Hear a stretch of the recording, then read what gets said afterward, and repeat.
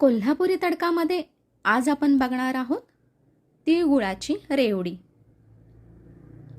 इथे मी पॅनमध्ये 1 वाटी तीळ घेतलेले आहेत। हे गावरान तीळ आहेत। 3 ते 4 मिनिटं आपल्याला तीळ भाजून घ्यायचे आहेत। पुन्हा त्याच पॅनमध्ये आपल्याला 1 चमचा तूप घालायचं आहे आणि 1 वाटी गूळ।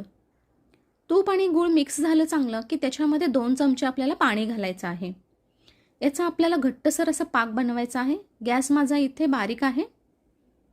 पाक झाला की नाही हे चेक करण्यासाठी एका बाउलमध्ये मी पाणी घेतलेलं आहे आणि थोडंसं मिश्रण मी त्याच्यामध्ये टाकून बघते।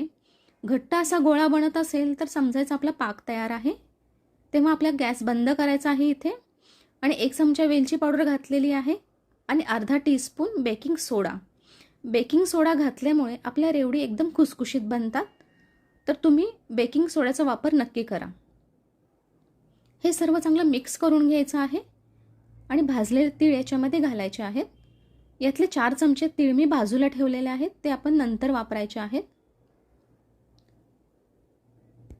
हे मिक्स आपल्याला करून झाल्यानंतर यातलं मी थोडंसं मिश्रण मी एका डिशमध्ये घेतलेलं आहे। ही प्रोसेस आपल्याला गरम गरमच करायची आहे। हे मिश्रण थंड झालं की याच्या आपल्याला रेवड्या बनवता येत नाहीत, त्याच्यामुळे हे प्रोसेस आपल्याला एकदम फास्ट करायची आहे। हाताला चटके लागू नयेत म्हणून मी थोडंसं पाणी घेतलेलं आहे बाजूला।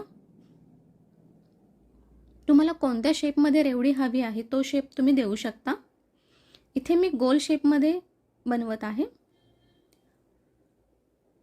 आणि आपण जे बाजूला तीळ ठेवले होते त्याच्यामध्ये आपल्याला रेवडी घालायची आहे आणि तिळामध्ये कोट करून घ्यायची आहे।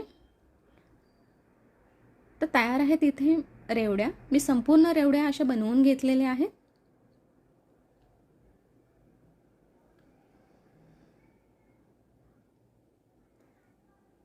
या हळदी कुंकवाला तुम्ही नक्की या बनवून बघा।